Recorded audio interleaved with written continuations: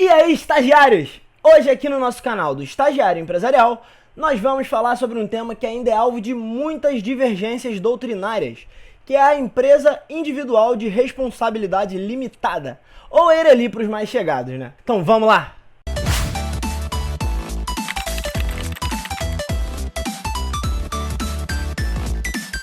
Então, gente, a EIRELI é uma figura relativamente nova no direito brasileiro.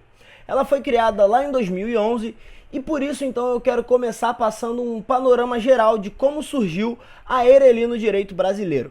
Quem já vem acompanhando os nossos vídeos aqui no canal sabe que basicamente existem dois sujeitos da atividade empresária, que é o empresário individual e as sociedades empresárias.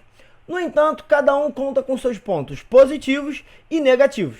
Enquanto o empresário individual tem o benefício de exercer a atividade sozinho, ele tem a desvantagem de não ter a limitação da sua responsabilidade. Já nas sociedades empresárias, o ponto positivo é que o patrimônio dos sócios não pode ser atingido por dívidas da sociedade, por conta da responsabilidade limitada que existe aí. Mas, por outro lado, ela só pode ser constituída por no mínimo 2 pessoas. Isso fazia com que as pessoas constituíssem sociedades onde um sócio tinha 99% das cotas e o outro apenas 1%, somente para que se pudesse alcançar aí esse benefício da responsabilidade limitada. E para acabar com esses problemas, veio aí a Lei 12.441 de 2011, trazendo aí ao Código Civil o artigo 980-A e seus parágrafos, onde ele disciplina aí a empresa individual de responsabilidade limitada. E ela permite que uma única pessoa seja a titular do capital social, devendo essa pessoa, então, destacar uma parcela do seu patrimônio para a constituição da EIRELI, ficando só esse patrimônio responsável pelas obrigações contraídas pela EIRELI, criando-se aí a figura da responsabilidade limitada. Dito isso, vamos dar uma olhadinha nas características da EIRELI. O capital social da EIRELI deverá ser, via de regra, não inferior a 100 vezes o maior salário mínimo vigente no país. No momento da gravação desse vídeo, o valor do salário mínimo vigente é de R$ 954. Portanto, para se iniciar uma EIRELI hoje, seria necessário o valor de R$ 95.400. Vale lembrar também que, como disposto no caput do 980-A, o capital social deve ser devidamente integralizado, ou seja, ele tem que ter sido pago integralmente, não podendo ser realizado o pagamento, então, no momento posterior. Outro ponto importante para a gente ter na cabeça é que mesmo quando o salário mínimo aumentar, não será necessária a alteração do capital social da EIRELI. Isso significa que se hoje eu inicio uma EIRELI com o capital social de R$ 95.400 e no ano que vem o salário mínimo ele é reajustado para R$ 1.000, eu não vou precisar alterar o capital social da minha EIRELI para R$ 100.000, por exemplo. A EIRELI pode adotar o seu nome empresarial tanto por firma quanto por denominação. Guarda esses nomes na cabeça, porque nós não vamos nos aprofundar muito nesse tema hoje, porque ele vai ser aí objeto de um estudo posterior. Hoje eu só preciso que você saiba que ambos os tipos de nome empresarial podem ser adotados pela EIRELI, que é a firma e a denominação. Quanto ao registro da EIRELI, a lei não se posiciona a esse respeito, mas o que a doutrina majoritária vai trazer para a gente é que o registro da EIRELI poderá ser realizado tanto no RCPJ quanto nas juntas comerciais. Cada pessoa natural só pode constituir uma única EIRELI, mas toma cuidado com isso, porque muita gente acaba se confundindo nesse meio. O que a lei proíbe aqui é que você seja titular de mais de uma EIRELI. No entanto, você pode ser sócio de quantas sociedades você quiser, bem como exercer a atividade como empresário individual, não podendo apenas ser titular de mais de uma EIRELI ao mesmo tempo.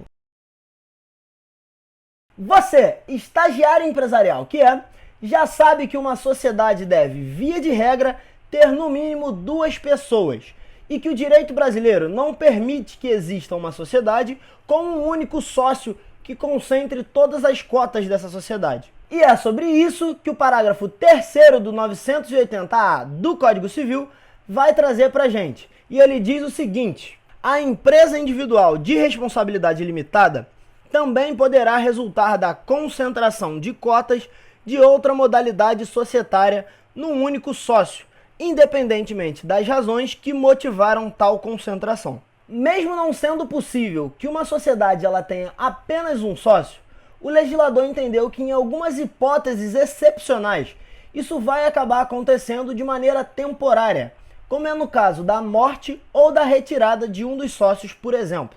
Por isso, então, lá no artigo 1033 do Código Civil, o legislador vai trazer o prazo máximo que uma sociedade pode ficar com apenas um sócio, que é de 180 dias. E é aí que entra o artigo que a gente acabou de ler. Antes da Erelie, o sócio que permanecia sozinho na sociedade só tinha duas opções: encontrar um novo sócio ou se tornar empresário individual. Agora, com a criação da Erelie, surge uma nova possibilidade para esse sócio, que é de transformar aquela sociedade numa Erelie. Para isso, ele deverá, dentro desses 180 dias, ir ao órgão em que ele se registrou e realizar um processo chamado transformação. Aqui nós chegamos a um ponto bastante controverso, onde nós ainda temos uma doutrina bastante dividida. A lei ela não proíbe expressamente que a pessoa jurídica seja titular de uma Erelie. E é por isso que esse tema vem causando aí bastante discussão doutrinária. A 5ª Jornada de Direito Civil, organizada pelo CJF, editou um enunciado sobre esse caso. Dá uma olhadinha aí. A empresa individual de responsabilidade limitada só poderá ser constituída por pessoa natural. Porém, essa discussão ainda está bem longe de acabar. Até mesmo porque já existem alguns julgados no sentido contrário ao do posicionamento do CJF. Aí você me pergunta, uma doutrina é para lá, outra é para cá, e no final das contas o que eu coloco na minha prova? Mas fica calmo que eu não ia te colocar nesse problema sem te dar uma solução para ele, né? Se você é aluno de faculdade, eu sempre aconselho a bater um papo com o professor para saber qual é o posicionamento que ele segue. No entanto, se você está estudando para concurso, dá aquela lida no edital para você ver qual é o posicionamento que a banca segue, qual é a doutrina que ela está indicando, que aí você estuda por ela e coloca isso na hora da sua prova. Mas se mesmo assim você tiver dúvida, vai na opção de que a pessoa jurídica não pode ser titular da Erelie e fundamenta com o enunciado do CJF, que na minha opinião é o entendimento que, ainda que a gente não possa chamar de majoritário, é o que leva uma certa vantagem aí. Como a gente pode perceber, a lei que introduz a Erelie no direito brasileiro, ela é muito pequena, contando aí com pouquíssimas alterações no Código Civil. Por isso, então, foi opção do legislador que, caso essa lei seja omissa em qualquer ponto, serão aplicadas as regras relativas às sociedades limitadas. Portanto, qualquer dúvida que você tiver relacionada à Erelie, que você não encontre disciplinada no artigo 980-A do Código Civil, você procura na parte dedicada às sociedades limitadas no Código Civil, que você muito provavelmente vai encontrar. Antes da gente terminar o nosso vídeo de hoje, galera, eu quero contar uma novidade para vocês. Agora nós estamos também lá no Instagram. Então pesquisa pelo nome @estagiarioempresarial e segue a gente lá que você vai ter diversas outras dicas acerca do direito empresarial que vão com certeza te ajudar na hora da sua prova. Então é isso, galera. Se ficou alguma dúvida, você pode entrar em contato comigo aqui nos comentários ou enviar um e-mail para o endereço que eu estou deixando aqui na tela. Então é isso, galera. Um abraço e até a próxima!